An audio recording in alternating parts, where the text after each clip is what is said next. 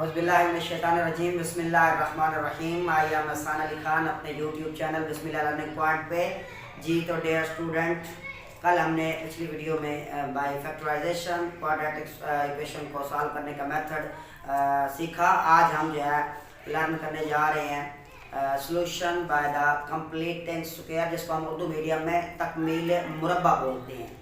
Dear student, चलते हैं। मैंने एक एग्जांपल लिया है यहाँ पे, उससे हम तकमील मुरब्बा या कंप्लीटिंग स्क्वायर सीखेंगे और फिर हम एक्सरसाइज की जानिब बढ़ेंगे ताकि वहाँ पे हम जो है एक्सरसाइज को सॉल्व कर सकें by factorisation and by completing square. Dear student, ये है हमारे पास x square minus 3x minus 4 which is equal to 0।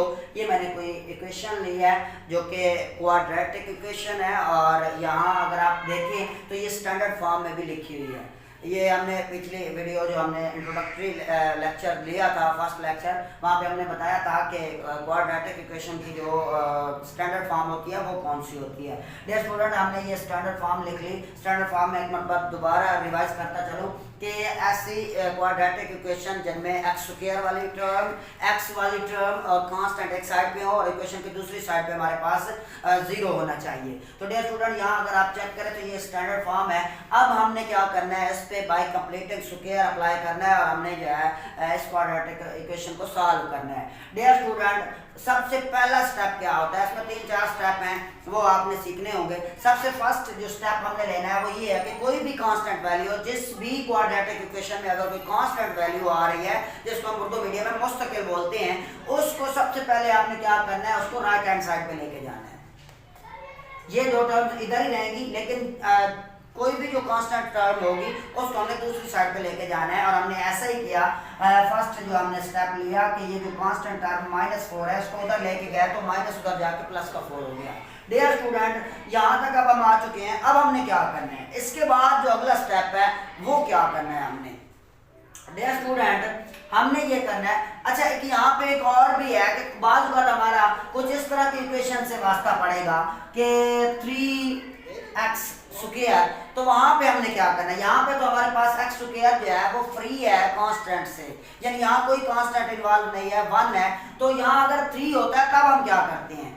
Dear student, चूंकि अब मैं मिसाल ये वाली ले चुका हूँ, अगर यहाँ पे 3 आ जाता है तो तब हमने क्या करना है, हमने इसको ऐसे करना है कि ये वाला जो 3 है इसको हमने फ्री करवाना है किसी भी कोएफिशिएंट से, यानी हमने इस 3 को डिवाइड करवाना है होल से, यानी इस पूरे 3 को हमने बोथ साइड पे डिवाइड करवाना है, यानी ये इस पे भी डिवाइड होगा, इस पे भी और इस पे भी। लेकिन चूंकि यहाँ 3 नहीं है या कोई भी कोएफिशिएंट नहीं है एक्स स्क्वायर के साथ, तो हमें ये वाला प्रोसेस नहीं करना पड़ेगा। ये मैंने इसलिए बताया कि अगर हमारे पास कुछ इस तरह की इक्वेशन आ जाती है जहाँ एक्स स्क्वायर के साथ कोई ना कोई कोएफिशिएंट इन्वॉल्व होता है, 3 होता है, 4 होता है, -4 होता है, तो हम उसको होल के साथ डिवाइड करवाएंगे, यानी दोनों साइड पे डिवाइड करवाएंगे, इधर भी डिवाइड होगा, इधर भी और इधर भी। लेकिन चूंकि यहाँ एक्स स्क्वायर के साथ नहीं है तो वो प्रोसेस हमें करने की जरूरत नहीं है। डियर स्टूडेंट, अब हमने क्या करना है, अब अगर आप यहाँ पे देखें तो ये हमारे पास x square minus 3x which is equal to 4 के इक्वल आ चुका है। इससे अगला जो स्टेप हमने करना है वो कुछ ऐसे करना है डियर स्टूडेंट कि x वाली जो टर्म है उसके साथ जो कोएफिशिएंट इन्वॉल्व है उसका हाफ लेना है और उसके हाफ का स्क्वायर लेना है, यानी पहले हाफ और हाफ का स्क्वायर इस साइड पे भी हमने ऐड कर देना है। ये क्यों करना है, और इस साइड पे भी कर देना है। ये क्यों करना है भाई, इसलिए करना है क्योंकि हम कंप्लीटिंग स्क्वायर यानी स्क्वायर को कंप्लीट करना चाह रहे हैं, मुरब्बा मुकम्मल करना चाह रहे हैं। यहाँ हमने इसी वजह से इस पूरे प्रोसेस को, मेथड को हम कंप्लीटिंग स्क्वायर का नाम देते हैं, क्योंकि हम अपनी तरफ से इसका स्क्वायर कंप्लीट करते हैं। डियर स्टूडेंट, हमने इसका क्या लेना है, दोबारा मैं रिवाइज करना चाह रहा हूं, इसका हमने हाफ लेना है, यानी x के साथ जो x वाली टर्म है उसके साथ जो भी कोई कोएफिशिएंट होगा उसका हाफ लेना है और उसके हाफ का स्क्वायर। लेफ्ट हैंड साइड पे भी हमने उसका स्क्वायर को ऐड कर देना है और राइट हैंड साइड पे भी ऐड कर देना है। ये इसलिए करते हैं क्योंकि इक्वेशन का हमारे पास असूल होता है कि इक्वेशन में अगर कोई भी चीज दोनों साइड पे अगर हम ऐड करते हैं या सब्ट्रैक्ट करते हैं तो इक्वेशन पे कोई फर्क नहीं पड़ता। डियर स्टूडेंट, हमने ऐसा ही किया, इसका हाफ का स्क्वायर इधर भी ऐड कर दिया, इधर भी ऐड कर दिया। ये -3 था तो इसका हाफ -3/2 आएगा, तो -3/2 का स्क्वायर इधर लेफ्ट हैंड साइड पे भी मैंने ऐड कर दिया, राइट हैंड साइड पे भी मैंने ऐड कर दिया। डियर स्टूडेंट अब अगर आप चेक करें तो ये मेरे पास कोई स्क्वायर कंप्लीट हो रहा है, X square minus 3x plus 3/2 whole square. तो डियर स्टूडेंट ये मेरे पास बन चुका है x माइनस 3/2 का होल स्क्वायर। तो ये अगर इसको आप ओपन करें तो ये बिल्कुल यही बनता है। अच्छा dear student which is equal to 4 plus 3 minus 3 का स्क्वायर मैं जब लेता हूँ तो वह 9 हो जाता है और 2 का जो स्क्वायर है वो 4 के इक्वल आ जाता है। अभी मैं इस टर्म को सेम वैसा ही लिख लेता हूँ और इसको थोड़ा सा जो है मैं सिंप्लीफाई कर लेता हूँ। स्टूडेंट यहाँ पे अगर आप देखें तो इसका हम एलसीएम लेते हैं, इसका जो है जिसका जो है कसर नहीं होती उसमें जो है डिनोमिनेटर में 1 होता है। डियर स्टूडेंट यहाँ अगर मैं 4 लेता हूँ, 4 एलसीएम आया तो ये 1 4 एंड 4 4 आर 16 प्लस 4 को 4 पे डिवाइड करता हूँ तो 1 आता है, 1 को जब मैं 9 से मल्टीप्लाई करवाऊंगा तो 9 आ जाएगा। तो यूं ये मेरे पास आ जाएगा 16 plus 9 which is equal to 25/4 और ये इधर मैंने ये जो पहले टर्म बनाई थी वो सेम उसी तरह चल रही है। डियर स्टूडेंट यहाँ अगर मैं स्क्वायर को कैंसिल करवाना चाहता हूँ तो यू नो कि हम उसके लिए हम क्या लेते हैं, स्क्वायर रूट लेते हैं। डियर स्टूडेंट यहाँ मैं लिख लेता हूँ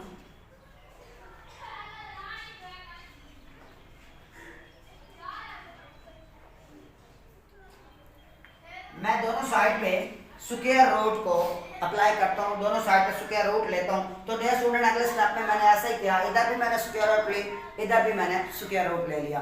डियर स्टूडेंट अब आप अगर ये देखें तो ये स्क्वायर से स्क्वायर रूट कैंसिल हो गया, पीछे मेरे पास बच गया x minus 3/2 which is equal two plus minus 5/2 क्योंकि 25 is the square of 5 and the 4 is the square of 2। तो अगर इसका जो है ना मैं जब स्क्वायर लूंगा तो ये मेरे पास पीछे बचेगा प्लस माइनस 5/2।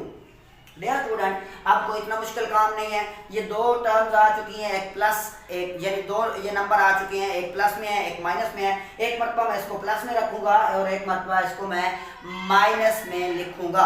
डियर स्टूडेंट ये ऐसा ही किया मैंने, यहाँ पे प्लस में लिख लिया और इसको माइनस में लिख लिया ये टर्म। अब ये देखें हमें तो x इन्वॉल्व x रिक्वायर्ड होता है तो हम क्या करते हैं x को इधर ही रहने देते हैं और ये जो माइनस 3/2 वाली कांस्टेंट टर्म है इसको मैं उस साइड पे लेके जाता हूँ ताकि मैं कोई ना कोई आंसर निकाल सकूं।